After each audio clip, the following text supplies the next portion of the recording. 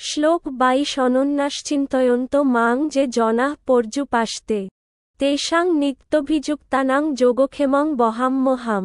22 অনন্য চিন্তয়ন্ত চিন্তা করতে করতে মাম আমাকে যে জনাঃ ব্যক্তিগণ পর্যুপাসতে যথাযথভাবে আরাধনা করেন তেষাম তাদের নিত্য সর্বদা অভিযুক্তানাম ভগবদ্ভক্তিতে যুক্ত যোগক্ষেমম অপ্রাপ্ত বস্তুর প্রাপ্তি এবং প্রাপ্ত বস্তুর সংরক্ষণ বহামি বহন করি। অহম আমি।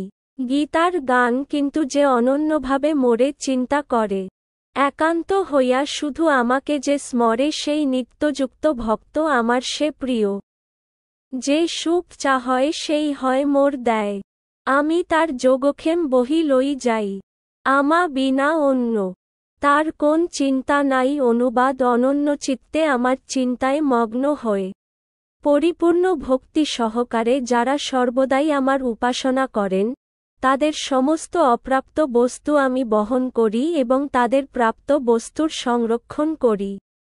তাৎপর্য যিনি কৃষ্ণভাবনা ছাড়া এক মুহূর্ত থাকতে পারেন না তিনি শ্রবণ কীর্তন স্মরণ বন্দন অর্চন পাদসেবন দাস্য সখ্য ও আত্মনিবেদনের দ্বারা নবধা ভক্তিপরায়ণ হয়ে 24 ঘণ্টা শ্রীকৃষ্ণের স্মরণ ছাড়া অন্য কিছু করেন না। ভক্তির এই সমস্ত ক্রিয়া পরম মঙ্গলময় এবং পারমার্থিক শক্তিসম্পন্ন যার ফলে ভক্ত আত্ম উপলব্ধিতে পূর্ণতা লাভ করতে পারেন। তখন তার একমাত্র অভিলাষ হয় ভগবানের সঙ্গ লাভ করা।